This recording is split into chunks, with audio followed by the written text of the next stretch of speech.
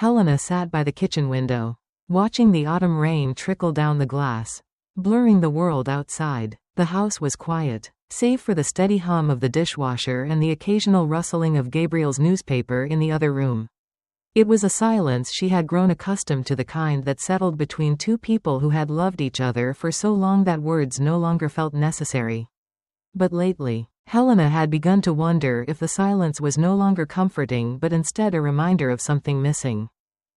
Their marriage had never been turbulent, never filled with passionate fights or dramatic reconciliations. It was stable, predictable, safe, and yet, in that safety, something had been lost: a flicker of excitement, a sense of being truly seen. Gabriel was a good man, a dependable husband, but he was distant, absorbed in his work and the quiet rhythms of their life together. He kissed her goodbye every morning, asked about her day every evening. But when was the last time he had looked at her, really looked at her? The thought sent an ache through her chest. Love was still there, Helena was sure of it. But love, she realized, was not the same as fulfillment. The first time Helena truly noticed Simon, it was as if the world had tilted slightly on its axis. He had always been there, hovering in the periphery of family gatherings and shared histories. Gabriel's cousin, quiet yet observant, someone she had exchanged polite conversation with over the years but never really seen until now.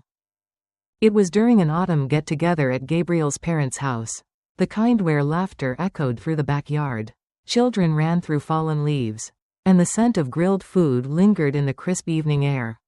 As the sun dipped below the horizon, casting a golden glow over the gathering, Helena found herself standing beside Simon on the porch, away from the noise. Their conversation started as it always had, casual, light-hearted, but somewhere along the way, it shifted.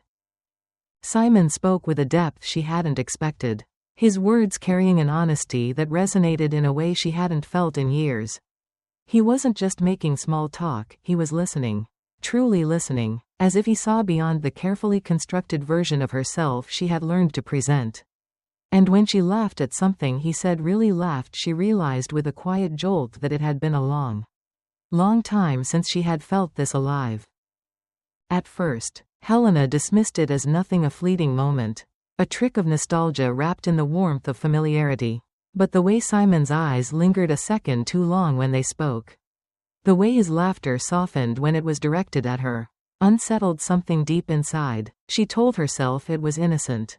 It had to be. Yet, as weeks passed, she found herself drawn to him in ways she couldn't explain.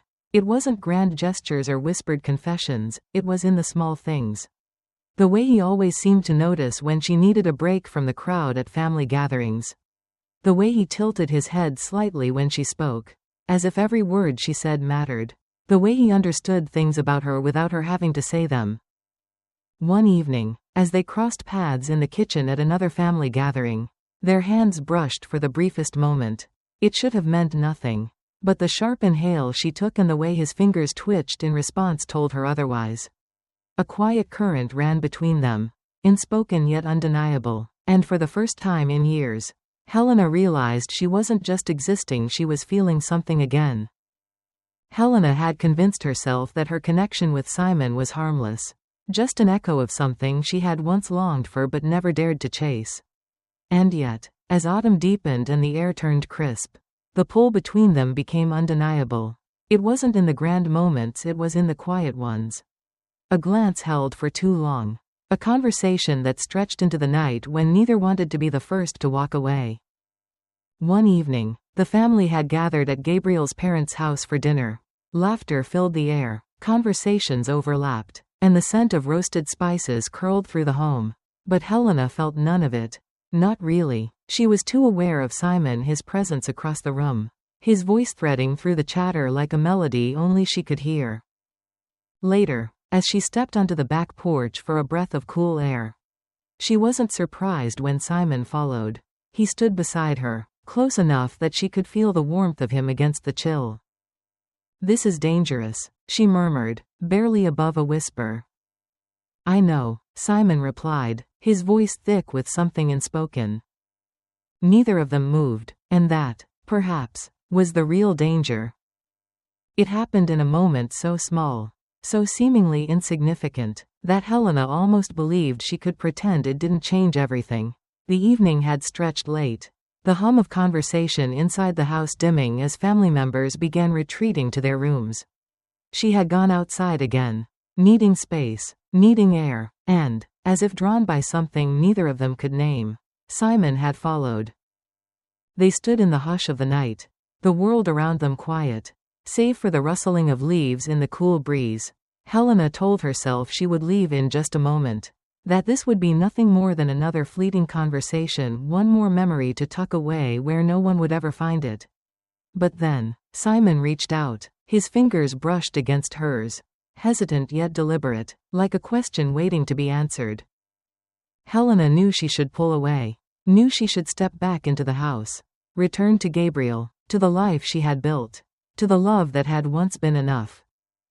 But she didn't move, and neither did he. A slow inhale, a heartbeat of silence.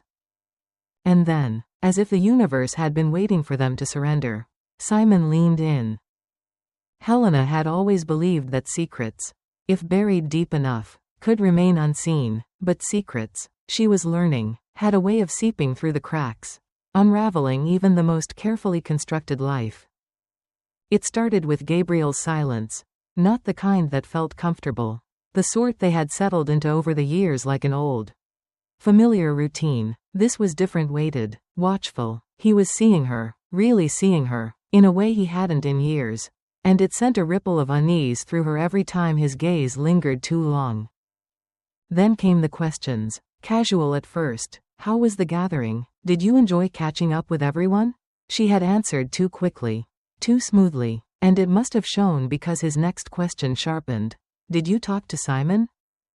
Her breath caught, barely perceptible, but enough. Gabriel noticed. She saw it in the flicker of his expression, the tightening of his jaw. Helena told herself she was imagining it, that she was reading too much into nothing. But then, one evening, Gabriel stood in the doorway, watching her with an intensity that sent a chill through her bones. I know, he said simply. And just like that, everything began to fall apart. The air between them was thick, heavy with words left unsaid. Helena sat across from Gabriel at the dining table, her fingers twisting in her lap, her heartbeat a steady thrum of panic. She had known this conversation was inevitable, that the silence between them could not stretch on forever. Still, she wasn't ready, not for this. Not for the truth she had spent so long trying to deny. Gabriel's face was unreadable, his hands folded on the table, his gaze fixed on her like he was waiting for a confession. When he finally spoke, his voice was steady, but she could hear the quiet devastation beneath it. Did you ever love me, Helena? The question cut through her like a blade. Her breath hitched, and for the first time in weeks, she allowed herself to meet his eyes.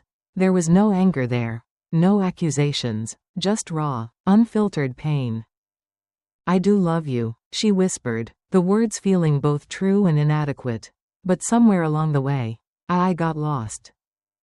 Gabriel exhaled, slow and deliberate, before leaning back in his chair. No, he murmured, you didn't get lost, you walked away. And just like that, the weight of her choices became unbearable. Helena stood in front of the bathroom mirror, gripping the edges of the sink as if it could steady the whirlwind inside her.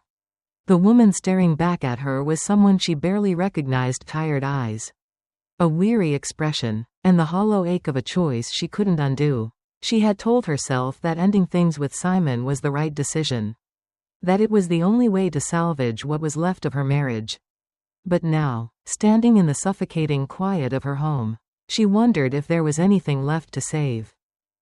Gabriel had been distant since their conversation, his presence in the house more like a shadow than a man. He moved through their days in silence, answering only when necessary, retreating into himself in a way that made her feel like a ghost in her own life. She had wanted to fix things, to prove that she was still the woman he had once loved. But how do you rebuild something that's already in ruins? A tear slipped down her cheek. Maybe love alone wasn't enough. Maybe, no matter how much she wished otherwise, some betrayals couldn't be undone. And maybe, just maybe, she had already lost him forever. The dining table between them felt like an ocean, the silence stretching impossibly wide. Gabriel sat across from Helena, his fingers laced together, his expression unreadable. The air was thick with unspoken words, heavy with the weight of what they had become. He had asked for this conversation, and now that they were here, Helena wasn't sure she had the strength to hear what he had to say. "I need to know why," Gabriel said finally, his voice quiet but firm. His gaze locked onto hers, searching for answers, for something that might make sense of the wreckage. Helena swallowed, her throat tightening. How could she explain something she barely understood herself?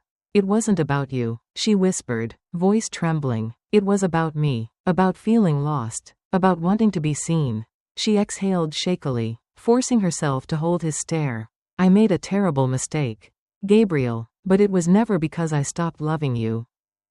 He studied her for a long moment before leaning back, his face shadowed in dim light.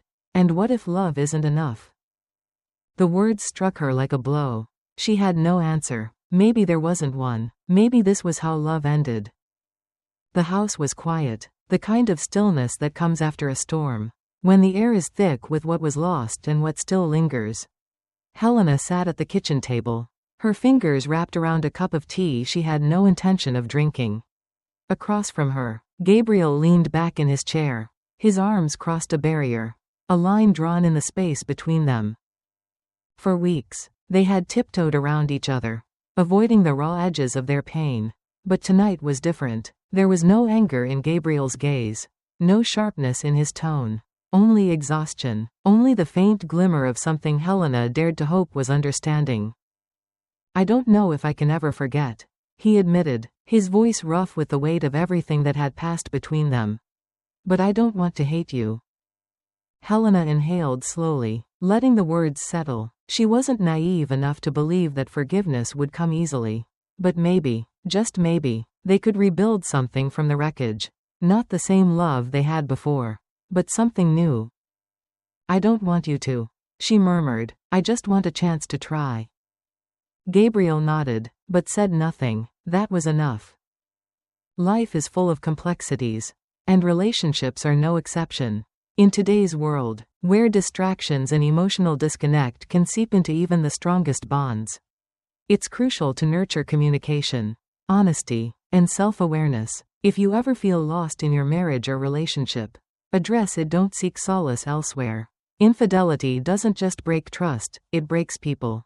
The hardest conversations are often the most necessary. If something feels missing, talk about it. If love feels distant, fight for it before it's too late. Healing is possible, but prevention is better. Choose commitment, choose growth, and above all, choose honesty.